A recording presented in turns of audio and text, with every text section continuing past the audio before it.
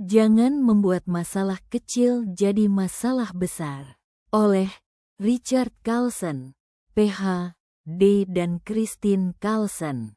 Penerbit Gramedia Pustaka Utama, 2020. Tebal, 317 halaman. Sebelum memulai petualangan bersama, maka gantung cita-cita setinggi langit, karena dengan semakin tinggi cita-cita kita, maka akan semakin tinggi pula Anda akan mendaki, sehingga kita akan berhenti meributkan masalah kecil. Sebagai pasangan yang baik, kita harus bisa memposisikan diri sebagai dua sahabat yang saling mendukung, sebagai komunikator yang hebat dan pendengar yang baik, sehingga sebagai pasangan dapat menjadi pendamping setia.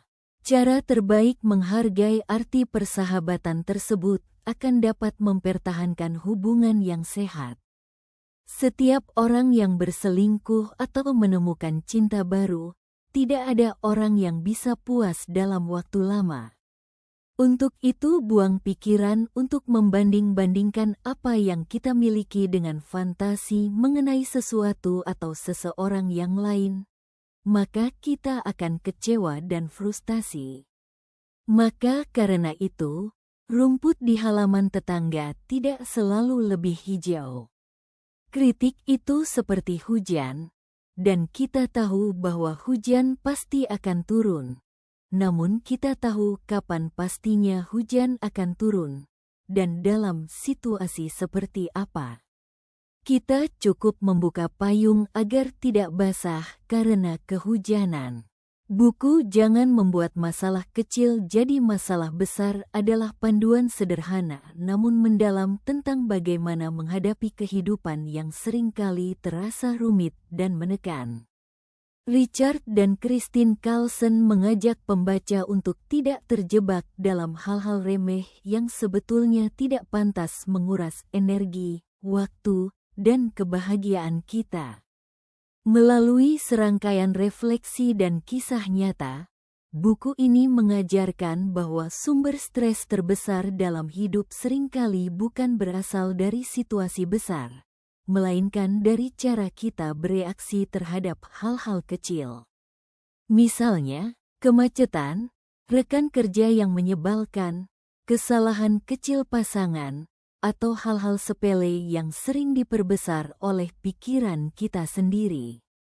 Carlson menulis dengan gaya lembut, menenangkan, dan penuh empati. Ia mengingatkan bahwa hidup akan menjadi lebih damai jika kita mau menurunkan ekspektasi yang berlebihan, belajar memaafkan, dan menerima ketidaksempurnaan sebagai bagian alami dari kehidupan.